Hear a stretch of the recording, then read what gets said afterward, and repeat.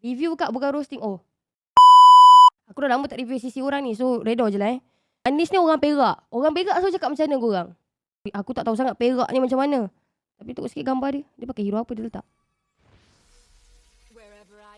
Koma. Apa ke komanya Rafaela je ni koma? Highest rank pun 35 ni koma. Saya yang tak power sangat pun saya highest rank saya Mythical Glory lah koma. Koma main Roma. Tapi dekat sini Rafaela je ada. Lepas tu dengan Zetian dengan si Kimi. Weh. Oh ni ke orangnya? Meh, saya komen. Halo bang. Okay bang, saya dah like bang Kau jangan cakap aku tak like. Ya ke innocent? Oh sikit skin dia. Oh skin dia. Skin saya lagi banyak pada skin manis. Saya tinggi lagi lah. Saya bau sikit pada dia.